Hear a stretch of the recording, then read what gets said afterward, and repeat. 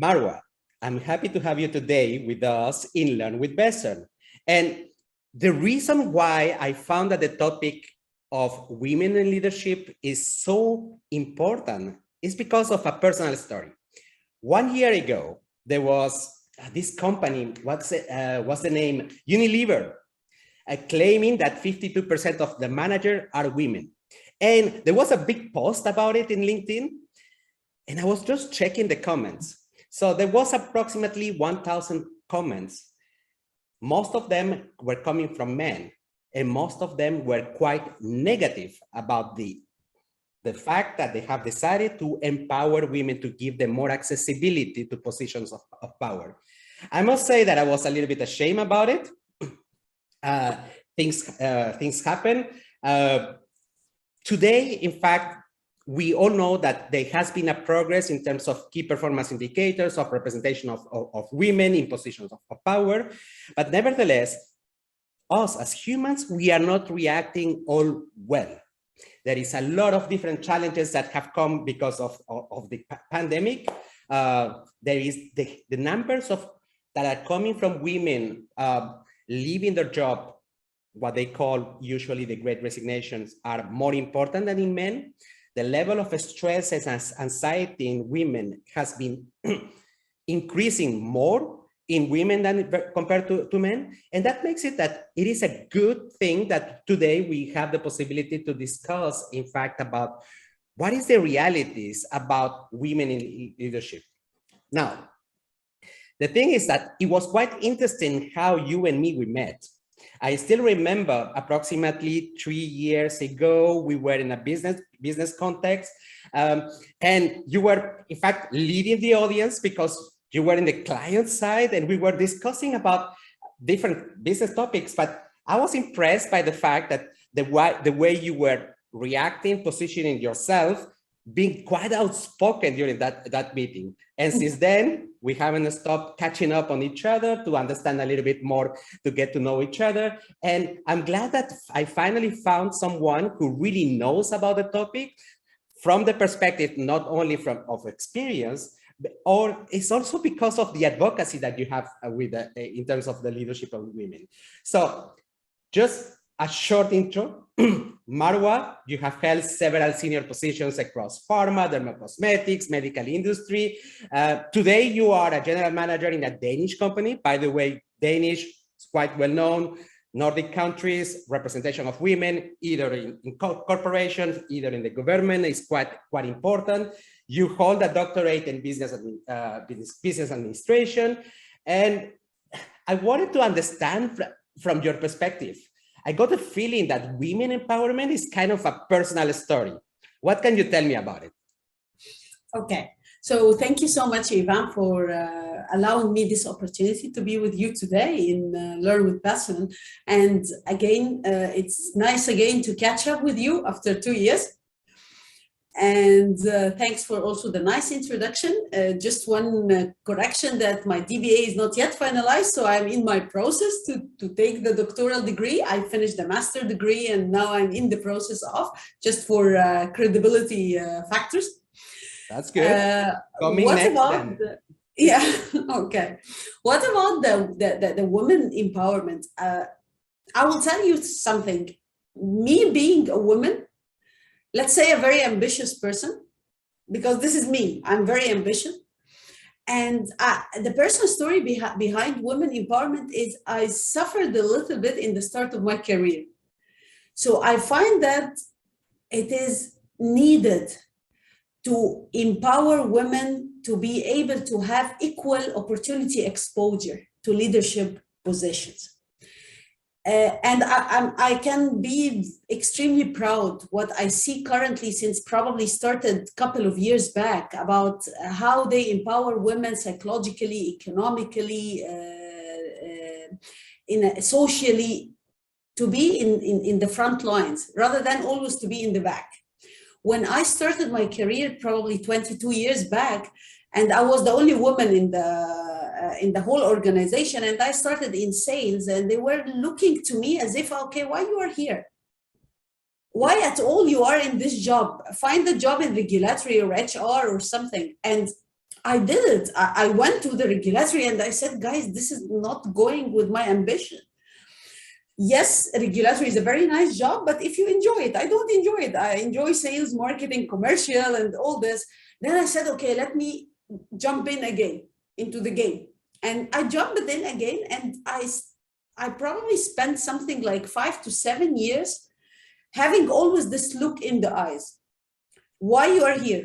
Why you are bothering yourself so much, including my family. So my mother was always blaming me. Why you are doing that?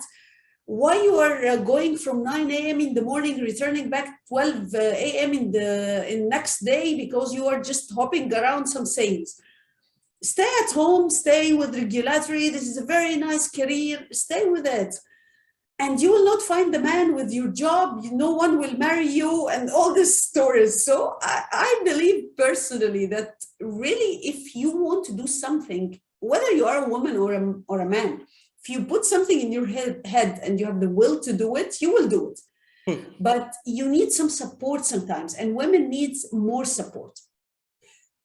What you're saying and what I take out of what you say is almost like our society, and that includes our parents, are kind of programming in our brains certain biases. Is almost like, and this is something that is quite true in human psychology, is that most of our brain is considered of a formatting of number of rules that have been dictated by our society, and is constantly reminding us where we belong, right?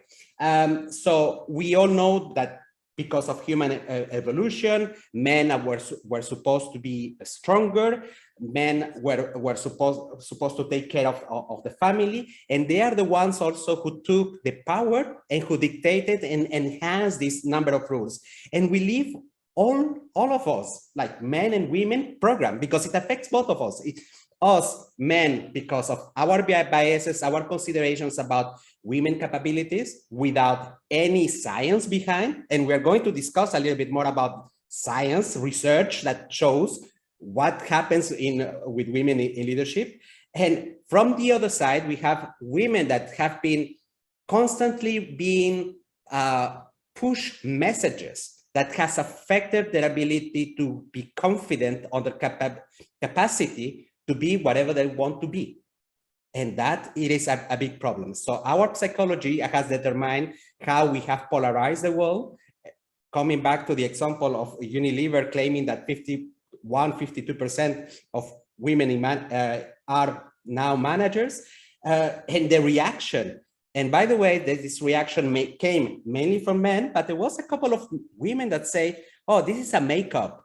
This is just for publicity. So instead of recognizing the possibility for women to access to something that is going to reach kind of an equilibrium for our society, if you don't have the opportunity to be a leader, then how the hell are you going to prove that you are one?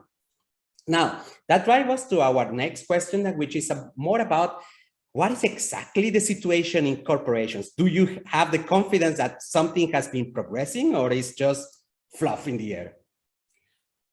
I think after many years in multinational and in, let's say, big corporations, I can tell you that, yes, there is a progress. There is effort behind it. There is always a space for improvement. It's not yet reaching to the optimal phase that we want, but there is a lot of effort, especially in the last 5 years, from all the corporations, which is cascaded from the headquarters of the corporation to any other region. So it's not only located in the headquarters, but it's also diffused to the regions. And why I'm saying diffused to the regions, because, you know, there is differences in Europe and the US and North America. Probably you will find more acceptance toward women in leadership, the more diversity. In the Middle East, Latin America, Asia, you will find the gender norms are a little bit stronger, let's say, against putting women in leadership and toward more stereotyping women and men role in the corporation.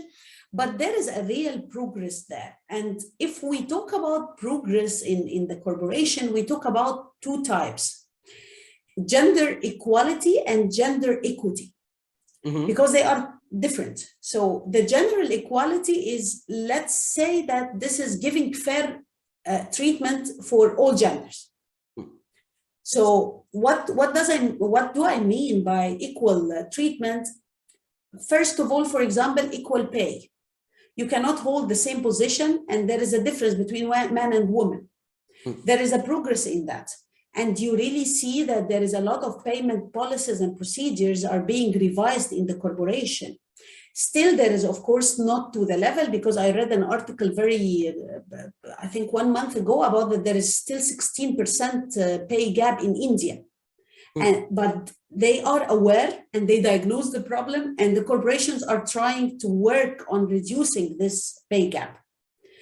In the Middle East, especially in UAE, I can say that this is not existing, at least in the multinational, because we see that there is no payment gap. Probably in the private sector, the local owned the private sector, I don't have the information, but there is a progress. What else about the equality? Same leaves, number of days of leave, same sick leave, same absence leaves, annual leave. So this is, again, a very good progress, because it wasn't existing before.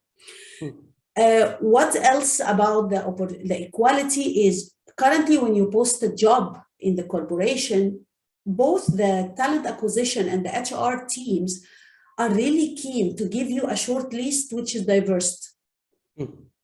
So they seek for female candidates, even for jobs before they wouldn't even seek for it, like service, like technical, like IT, but now they are really keen to do that.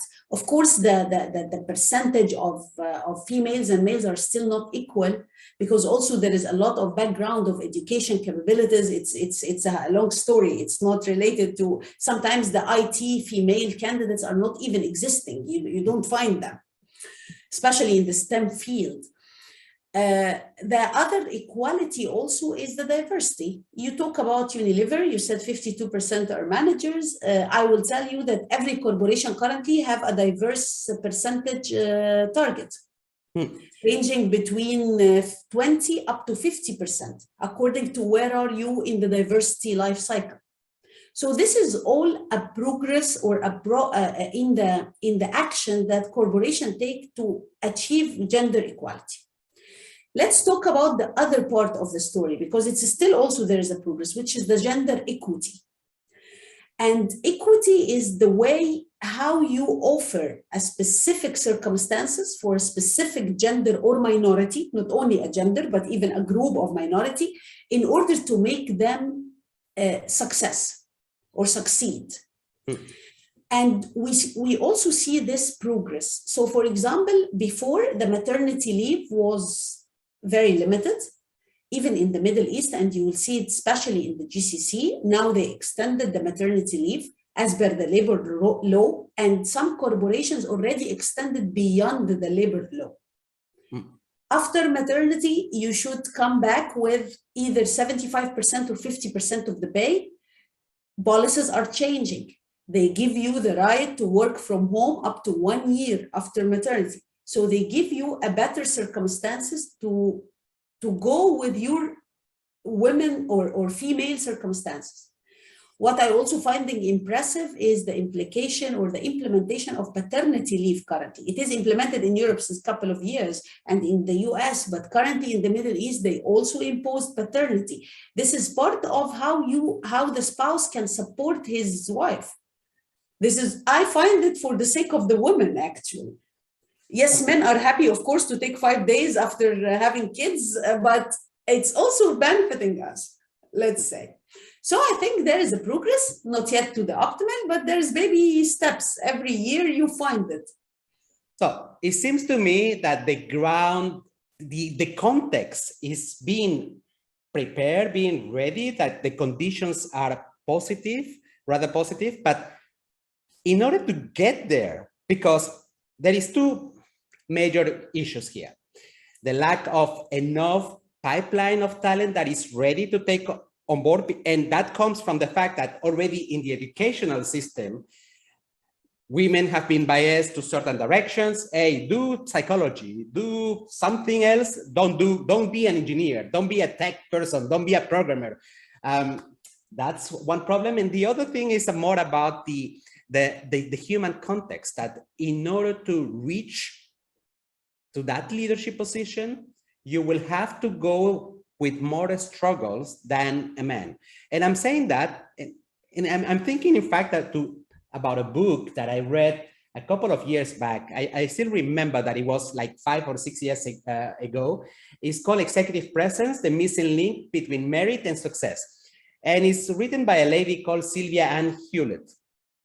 And the 2 chapters of the book talk about the women, the biases against women. So when a man shows presence, like shows being angry or something like that, it would be judged in a less severe manner than when a woman would do that.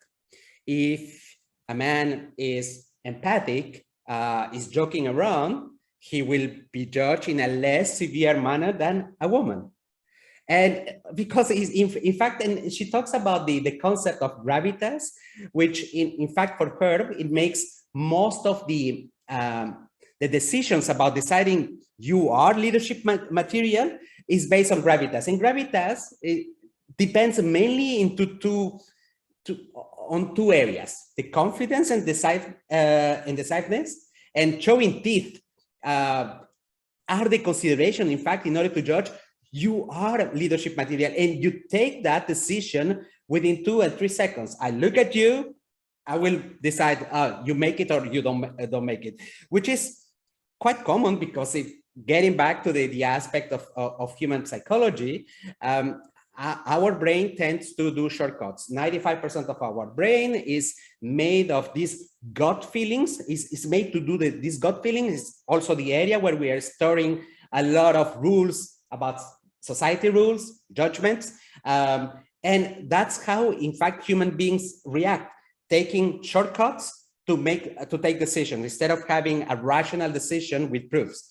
So, and for me, this problem of biases that we live with is affecting the progress, how much we could progress in society. What is your take about human biases? Is it that easy? So now that you have got all the conditions in front of you to get there, is it that easy? I think you touched a very important topic, Ivan, because as you just said, bias is a human natural behavior. We are all biased. I cannot claim that any one of us never have one sort of biases across the last 1 year. For sure you will have, even the last 1 month. Yeah. The biases, I found that from my perspective is, let's say, is a result of the social and the gender norms that you were brought up in. And then you develop biases based on that. And you touched a very good example of there is some norms in the society, like boys cannot cry, boys can fight outside, women are more into the household business, they are more caregivers for the family, they need to be in dresses, polite, not shouting, while the boys can shout and can play around, no issues. This is all, let's say, a social and gender norms that control our biases. And simply it controls how we accept or not accepting a certain behavior or action from a specific male or female, or from male or female. And how this will, let's say, how dangerous it is.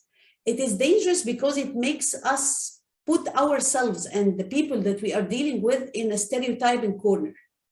So you are stereotyping. So if I interview Ivan now for a position, I revert back in my brain to my norms and my bringing up and how it works.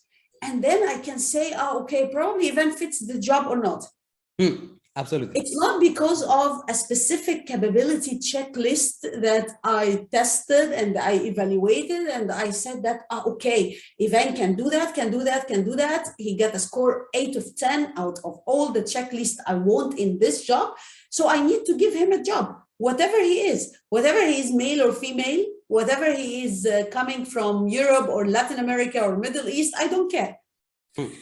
And how we fight our biases, because this is also one of the things that we are focusing on it in the corporations currently, which is be aware first about your bias. So question yourself if you are biased because of a bringing up, because of certain circumstances that you were in, because of your media affection, your school education, and then try to reduce the bias. I cannot claim that I can remove the bias.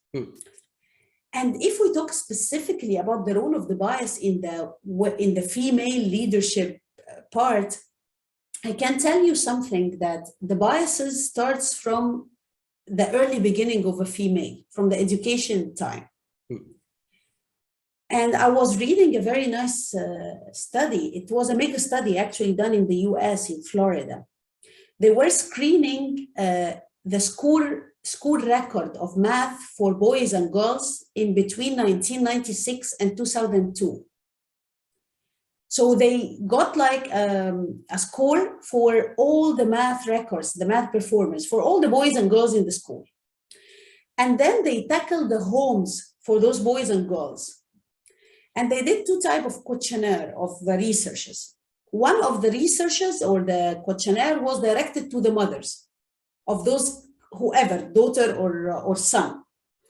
And they were asking her about three questions. First of all, when you were first pregnant, do you prefer boy or a girl? To identify she is biased to boy or girl. Mm-hmm. The second question was, do you believe in this statement? Men needs to be achievers outside the home and they need to be successful outside the home. Do you believe it or not? The third statement was, do you believe that women will be more happy or happier staying at home and raising kids rather than going to work and raising kids together? It was very leading statements, and it was a closed-end research, and there was yes or no. Of course, there is some critique can be done to this mega study, but it's still giving you some indicator.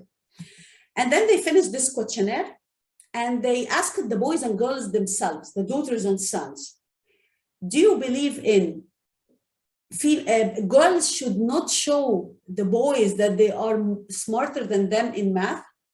Yes or no?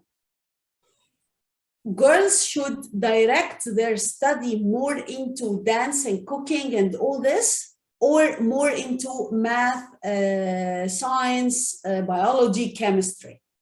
Which one you prefer?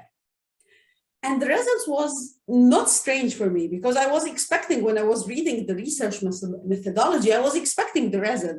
There was a clear, significant correlation between the beliefs and the scores of the math. The more the family, the mother and the daughters and sons are believing in those statements, the less the score of the math. While in homes was not believing, the girls scores higher in math. And these results were significantly proven. Relate to this. So this is a part of the bringing up. What this type of bringing up will do for a girl and the society. First, the society is stereotyping the girl into more dancing, cooking, easy stuff rather than the STEM. And then for the girl, they give her the feeling that she needs to have a glass ceiling. Her dreams needs to be at the limit. She cannot dream bigger than that. And what also was very interesting in this study is they do a sub-analysis by income, which was very strange for me as a result, because I thought that probably in the lower income, you will find this more significant than in the higher income. It was the opposite. Mm-hmm. In the higher income, it was much more significant. And when they dig deep in the results, they find that the wealthier the family, the more resources they put behind the boy in the STEM education, and less resources they put behind the girl in the same STEM, while they put behind the girl more into dressing up, etiquette, learning, dancing, cooking. Yeah. So this is the type of stereotyping and how they impact that. Do not expect a woman or a girl who were abroad in such position to be a fighter, to take a leadership position later on when she grew up. And if you look to the workplace, do a very small observation, and there is a lot of research showing the percentage. If you segment the job function in the workplace, and you start with the HR, the regulatory, you will find at least 60-70% women. It is a predomination by women. Yeah. This is again a background or a result of the social norms, the gender norm, the biases, even for the hiring manager. A bias to take a woman in this position. This is a bias against men. They don't believe that men fitting this position. They believe that women more fitting this position. And if you go on the other side into commercial leadership, into sales, marketing, IT service, the IT service is much worse bias against women. So this bias, you see it, you need to be aware of it. You need to teach the people that you lead or you work with as peers to be aware of your biases by making days of understanding, by making, the self-awareness sessions with the environment, the work environment. So when you hire someone, you try to omit this part from your side. Marwa, you have said something that is quite important and something that I truly believe in, is that when there is a curricula of diversity and inclusion, I mean, many companies are having this curricula, and it is slides after slides with principles, definitions. Now, what I think is more important is to help people to be more self-aware. So, and you said it clearly, it's not something that can be taught, because my biases could be, I don't know, different. Maybe they are cultural. For you, maybe it's about genders. I don't know. So we need to be able to get to know ourselves a little bit better, control our emotions. I think that there is several curricula that include a little bit of mindfulness in order to understand your body and to understand, because our body is the first one who tell us what is happening in our thoughts. We cannot really get and spot our thought, and helping people to go into a journey of self-awareness and mindfulness is something that can help reduce these biases, be able to spot them before it goes out of our mouth, and or there is a behavior that can be leading into the wrong side. Definitely, it is something to be considered, but now there is still a lot of people who will tell you, hey, this equality between men and women, this possibility to reach higher positions, well, it's a nice to have because it shows that we live in harmony. But is there more than that? Can we consider, if today we go, is there any proof that women have the capacity, the same capacity as men? Is there a proof that it can be better with women in power? I would like to have your take on that. Okay. This is very important, because simply if women don't have the capability, they cannot lead. As simple as that. And there is many side talks when the movement of diversity and inclusion starts, especially toward women and friends and empowering women. You will find in the corridors many men talking, okay, they will take the female because she is a female. No, guys, they will not hire the female because she is a female. If the competency and the capabilities are not there, no one will hire someone, who is whether male or female or any other type of, let's say, minorities. And how to prove that? Let's look first at the COVID crisis, what happened in the COVID crisis on the level of governments. And I read many researches and many articles actually referring to 6-7 countries where they have already women leaders, were more capable to deal with the COVID crisis in their countries. And they referred to, or they spotlighted as successful leaders in a crisis, and how women were successful in leading their countries to pass the COVID crisis with less mortality rate, with better health budgeting directed to COVID and COVID testing and COVID ICU treatments. And they were really spotlighted in many articles and in many journals. And we can just remember New Zealand, Denmark, as you mentioned in the introduction, Finland, Iceland, Angela Merkel in Germany. So this was the first thing. But it's not enough, you know. We still need more evidences based on a research, let's say, not only based on an observation.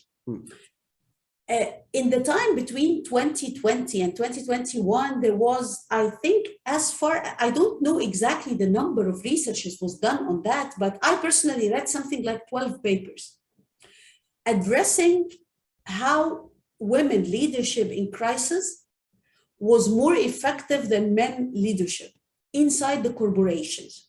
And I can mention here one of the studies that was done published in Harvard, and it was done by Zagner and Volker, and both guys are the author and the co-author of How to Make Yourself Indispensable book. It's a very nice book, by the way. Yeah. And they did a research on corporations where they have 800 plus managers were included or were researched in this paper. And what was the research methodology? They chose those 800 plus, around 360 women and 450 men. It's just round figures. And then they did inside their corporations what's called 360 assessment. So in this 360, and many of us already are familiar with 360, they ask your peers, your subordinates, your managers about how effective your leadership is, and they identify specific competences to ask to score how was it effective. And what they found is they did this assessment before 2020 and after 2020, so before COVID and after COVID. And the overall leadership effectiveness of women were significantly higher before COVID, and it was even significantly much higher after COVID versus the male leaders. This was the first outcome. The second outcome was into the competences. Which competences shows better or significantly, let's say, statistically significant, better leadership in women rather than men, and which competences were equal. So out of those, they tested 19 competences, and out of those 19 competences, 13 showed that women were significantly better than men. So the scores were higher and the scores were statistically significant. And if I just recall a couple of those competences, you will find driving results, you will find agility of learning, you will find adaptability and flexibility, you will find collaboration and make collaborative teams, you will find honesty and integrity and transparency. So showing honesty and integrity.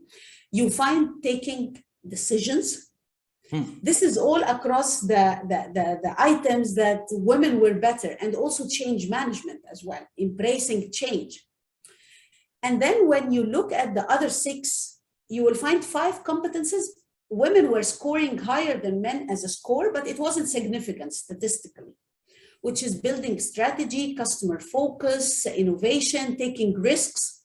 And then there was one item which men scored higher than women, one competency, but also not significantly statistically significant, which was technical knowledge about a specific technical issue.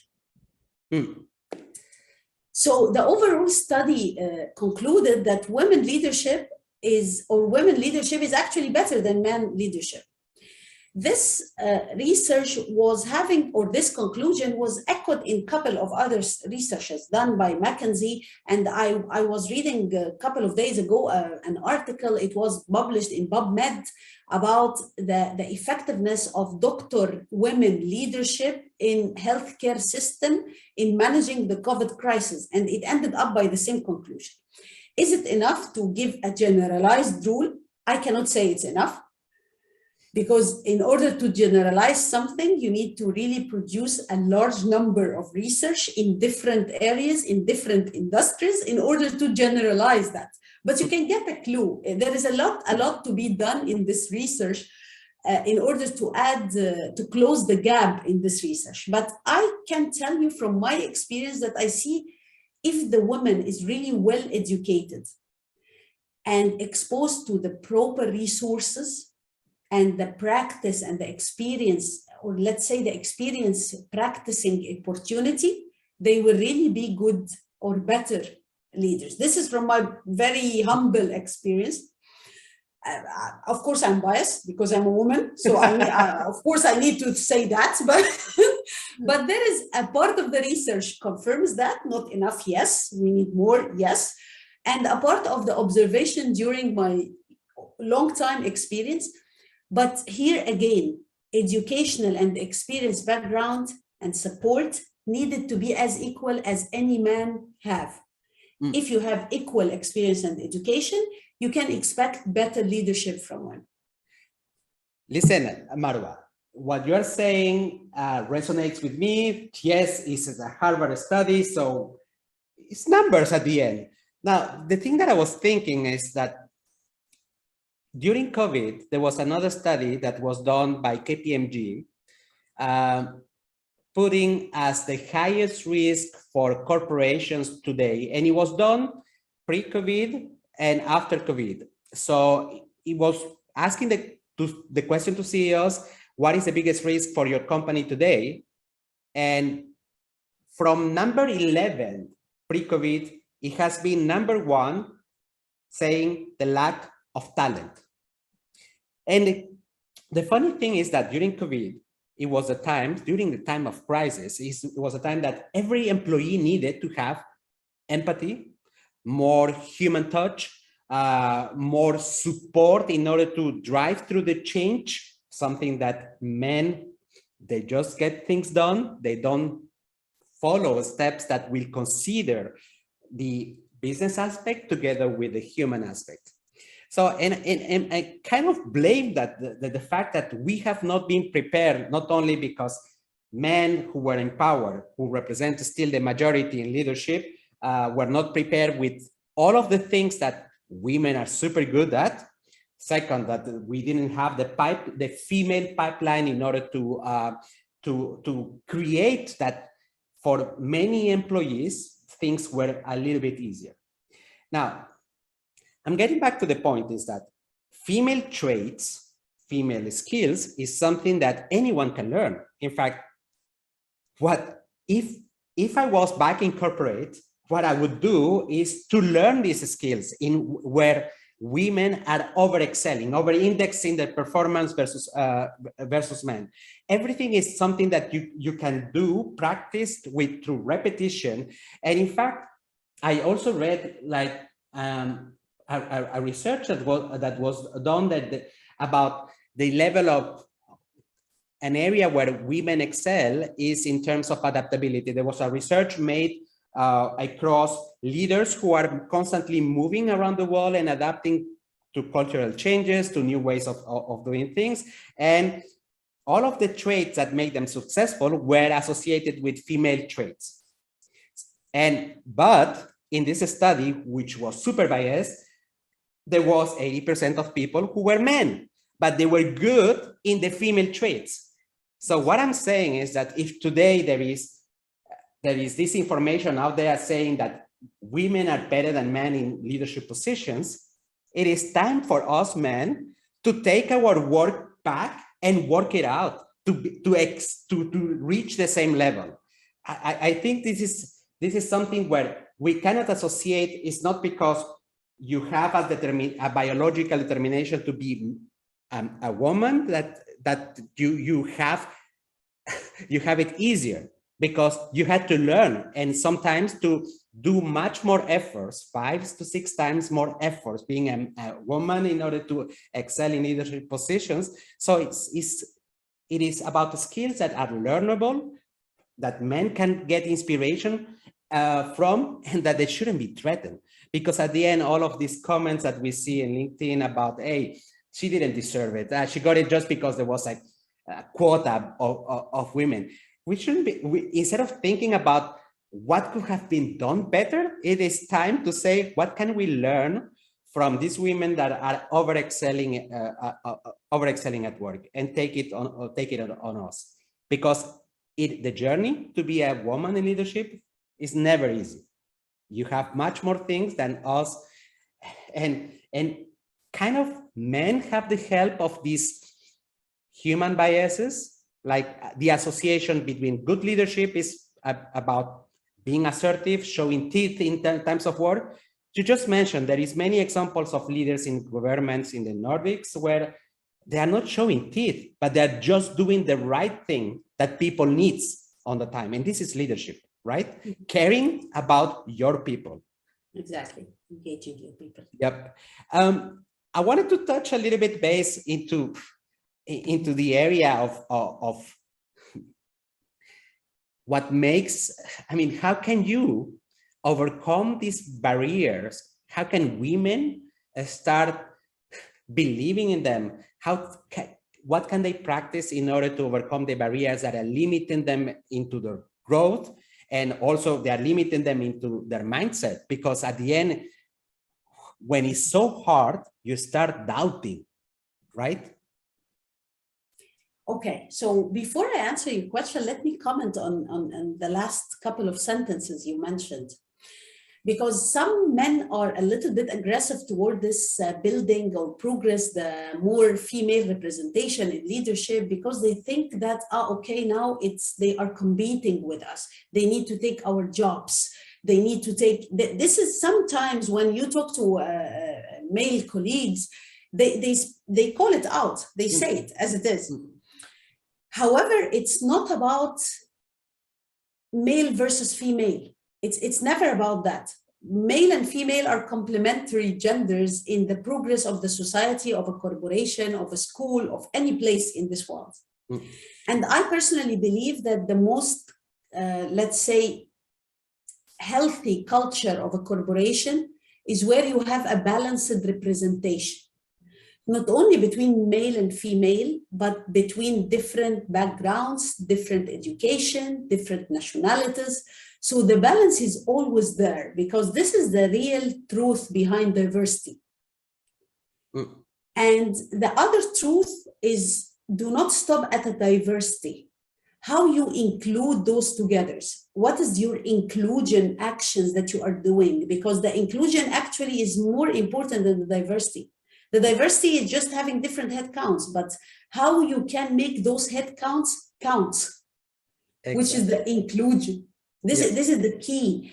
And how you can make a male learn from a female a trait that he doesn't have, like what you referred to, like multitasking, for example. Women are better in multitasking than men, and this is evidenced across years.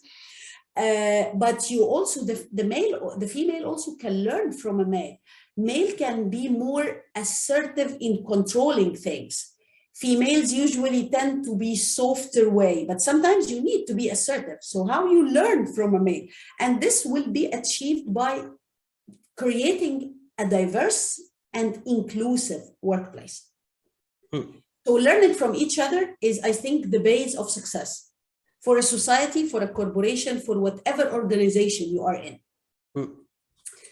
Returning back again to the barriers. What are the barriers? Actually, the barriers that any female can see in her journey to make her way up in the leadership hierarchy is not only societal, by the way. There is stereotyping from the society. There is stereotyping from the hiring manager.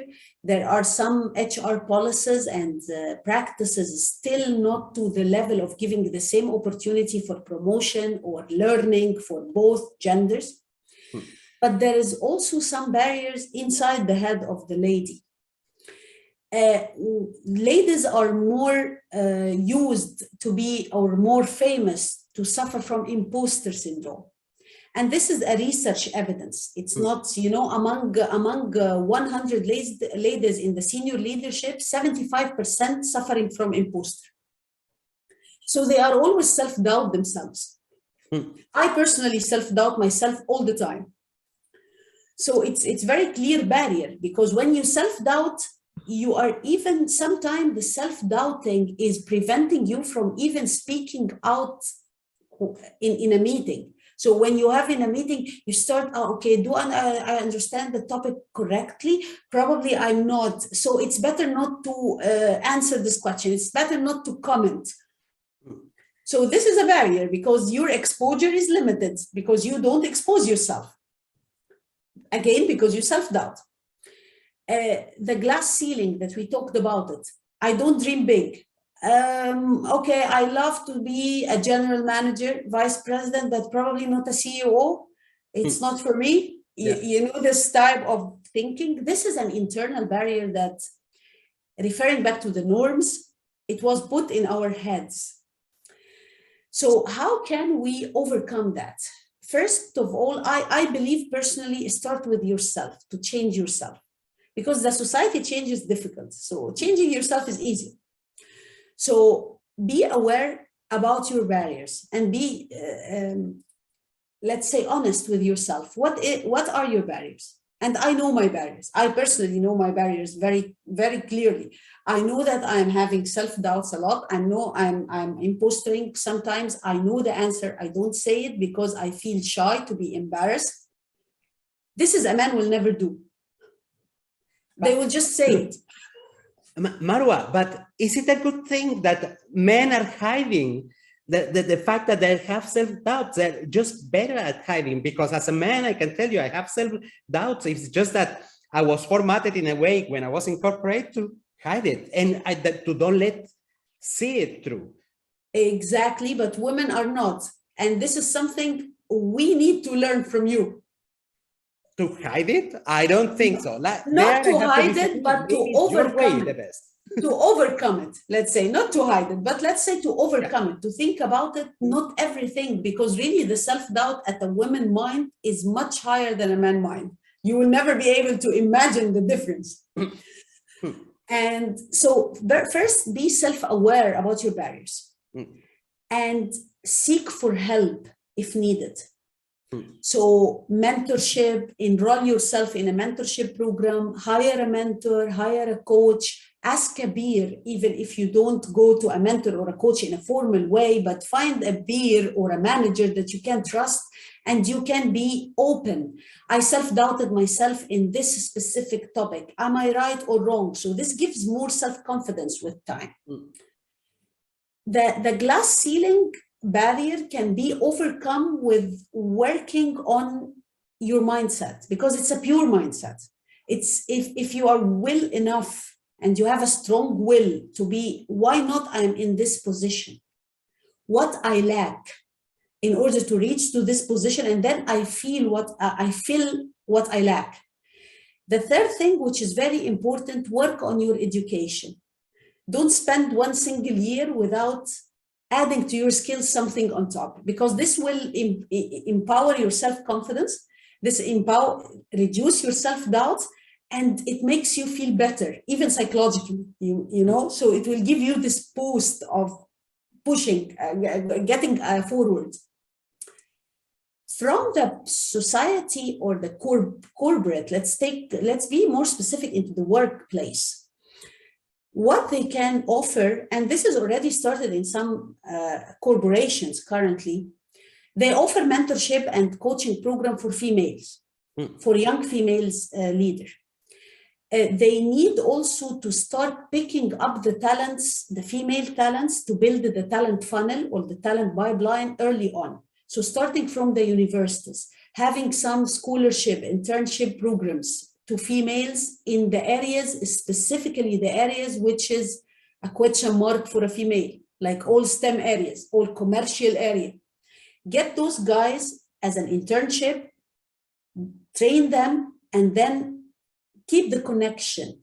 So by that, you will build the talent funnel behind our female talent pipeline.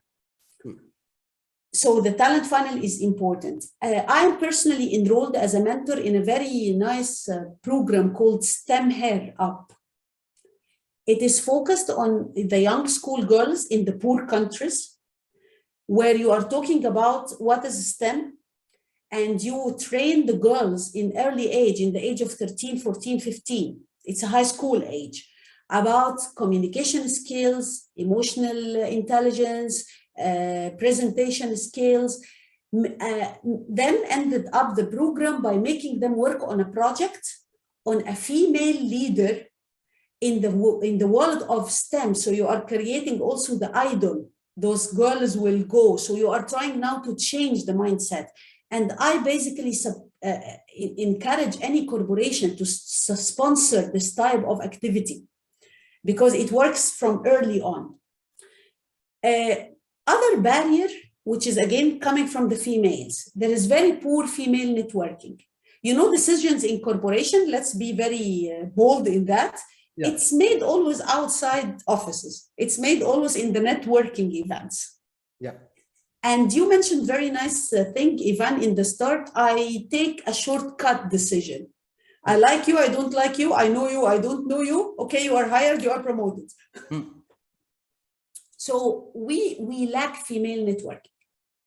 I don't know why, honestly, because I don't know if females are jealous of each other, so they are not supporting each other really on the ground, or because we are very limited in the leadership positions, so we are not networking, or because we do other stuff much more than what we have as a work, but we also taking care of kids, going to trainings, as working as drivers, as teachers, so we don't have the time for female networking. Yeah. But I think this is a clear barrier. And this is I see very basically in my even career life, I don't have a network. And yes, you can be in a very good terms with your male colleagues, but when they decide to have an opportunity or promotion, they will not prefer you. They will go to the other male colleague who probably have the same capability. Marwa, or even less. Yeah. Absolutely. Marwa, there is a word that has been used during these last 2 years quite a lot in corporations, which is psychological safety. So the fact that we can say whatever in a way that doesn't hide the things. And it is not because it's a nice word, but corporations see the value that when you say you stay true to yourself and you are allowing others, but you're also allowing yourself by the example of saying what you think when you don't know, is something that is quite positive in order to have a thriving organization, because you are not hiding that if you did a mistake two weeks ago, say it. But the thing is that men are always into this political saviness of not hiding what if there was a mistake because they feel like they're going to be judged. Maybe today women are not doing it, which is maybe positive, that has more value for driving corporate cultures. And maybe this is what we need, is that if you have doubts, say it. If you don't know, say it. Stop to having this male dimension of hiding the things. I think it is quite positive. And the other thing that you mentioned that is quite impactful is the fact that we have I wouldn't say that the barrier for creating networks in women is about the jealousy. I think that it goes together with the fact that they're focusing on something that makes value for women, this political atmosphere, these cohorts, these gangs that males have created. It doesn't add as much value as the real work that you do directly for your people, because we don't have to hide it. It's for women in leadership, the people is something that will drive the profitability in a corporation. Maybe for men, for a long time, it has been the other way around. If you want profitability, then you have to take advantage, use people in order to make it. So I see that the network story is something that is solvable, that is there is not enough women empowered in order to help each other. There is also something that is quite important in the female character, is the fact that you don't hide the BS. So you are more judging. Men between men, they're going to be, hey, you did that. Hey, okay, shit happens. But in your case, you're going to be more in the judging mode, so that it's not because you go in front of another female that you're going to be more protective. You're going to be more candid at giving them feedback, staying true to yourself. which again is something positive for corporations. Two things that are super positive for corporation is this psychological safety, the fact that to say whatever you think without hiding, without political a political setup, and the other thing is to say the truth in a candid manner without hiding, making it beautiful. That's something that is quite positive for organization. Really, I was impressed by your knowledge about the research that there is behind women in leadership. I was impressed by your personal story, how you have got this progress also in your personal career, because you have been like in 4 or 5 different companies, in 4 or 5 also kind of cultures, because Nordic culture is one thing, British culture is another one, French culture is another one, Egyptian culture is like completely different. And I'm impressed that through these experiences and despite the differences, you have been able to thrive. And I have to thank you, because it's kind of a good example for female and for men of what must be done in order to thrive and progress. And thank you. And I love the fact that you are trying to drive this, make it a purpose to help women get also there.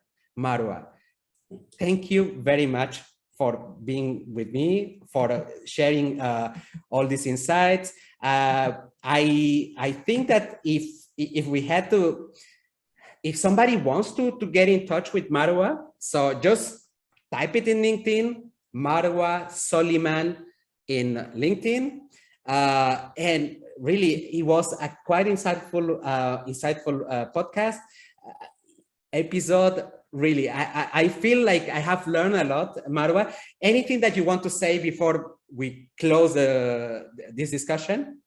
First, I want to thank you, Ivan, because I also enjoyed the discussion with you and your scientific knowledge about the topic itself. I want to stress that it's not a fight between men and women. It's a complementary, diverse culture. This is how we need to play it. It's not a competition. It's a complementation. And again, I want to stress on the importance of female networking. And I need to announce here that me and a couple of my friends in the leadership in the healthcare as well are forming currently a community called Help Her Rise in Healthcare. And it will be referred to as HER soon. And they can, anyone can be interested in joining us as a speaker, as a mentor, as a coach, where we are trying to collect and gather all the female leaders across the healthcare industry, whether pharma, medical diagnostics, dermocosmetics, in order to support each other. So they are really highly encouraged to come. It's a voluntary work, so you can give it from your own time if you have time. And hopefully it can participate in removing one of the barriers. Marwa, so that makes an additional good reason to connect with Marwa Soliman in LinkedIn, because if you are interested to be part of her, that sounds a little bit, yeah. Yes. Please connect with her. Marwa, thank you very much for your time. It was lovely to have you, and we surely speak soon about this project, because we want to do something with you. Yes. Thank you. Thank you so much, Ivan. Thanks again for the opportunity.